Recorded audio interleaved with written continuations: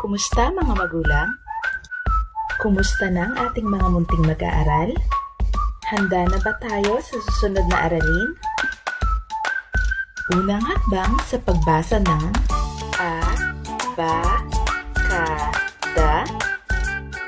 Aralin bilang 4. Ang una nating gagawin ay isusulat ang titik O.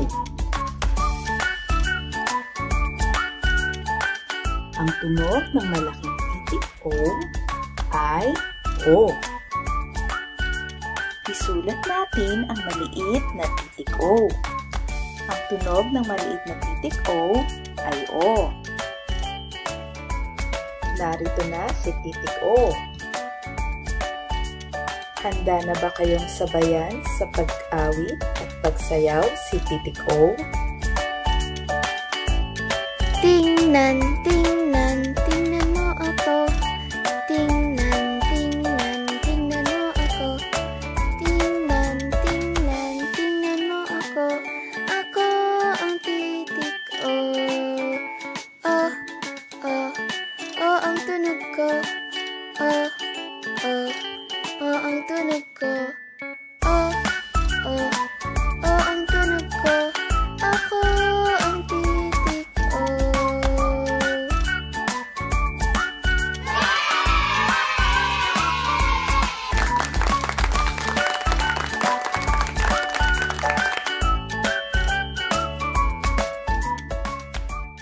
Magbabasa tayo ng mga salita na nagsisimula sa titik O. Handa na ba kayo mga bata? O, okra. O, Olaf. O, orasan. O, obispo. O, oregano. O, ospital.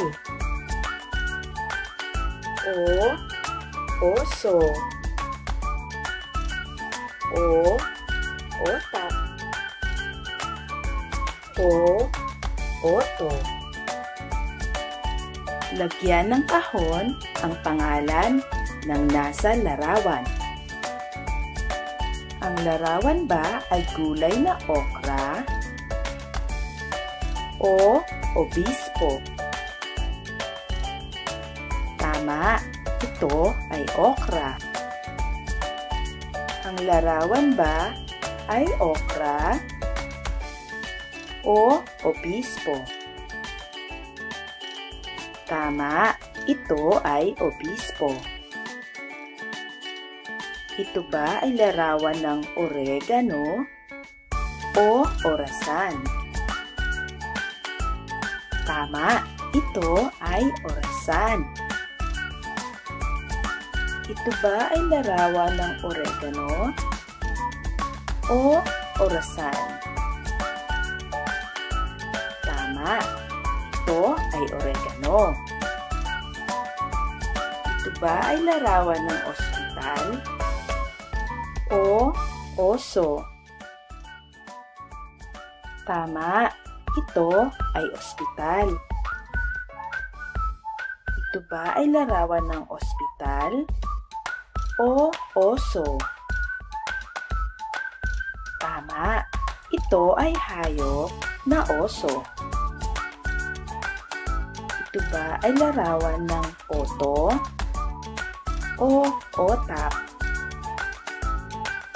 Tama, ito ay pagkain na otak. Ito ba ay larawan ng oto o otak? Tama, ito ay larawan ng sasakyan na oto. Ngayon naman ay makinig tayo ng isang kwento. Si Oscar ang masipag na oso.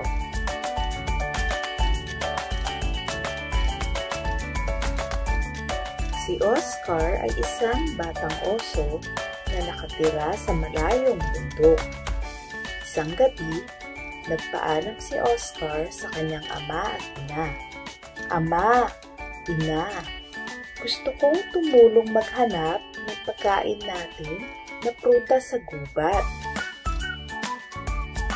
Sige anak, mag-iingat ka, sabi ng ama at inang oso.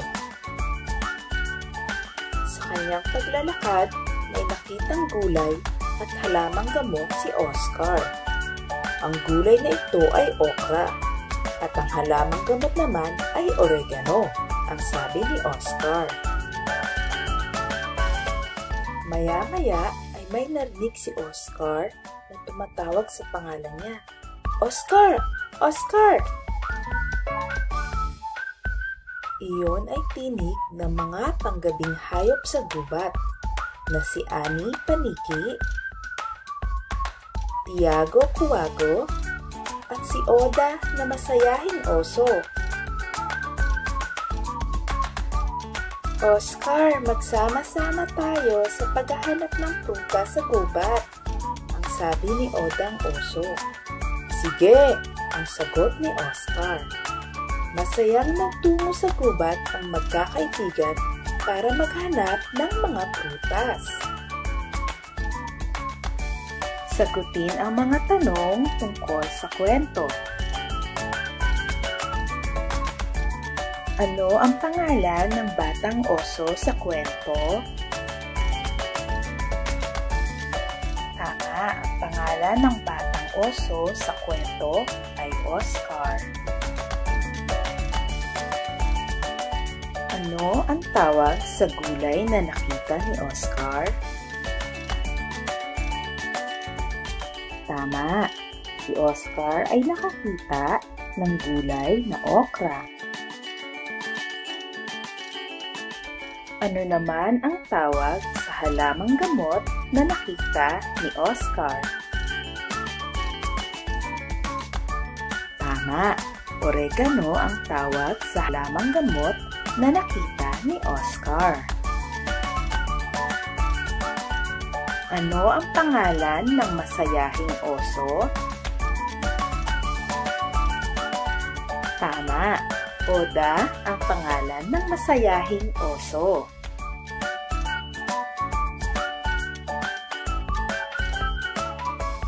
Dito nagtatapos ang ating aralin tungkol sa titik O na may tunog na O. Magkita-kita muli tayo sa susunod na aralin. Paalam! Please like, subscribe, and share.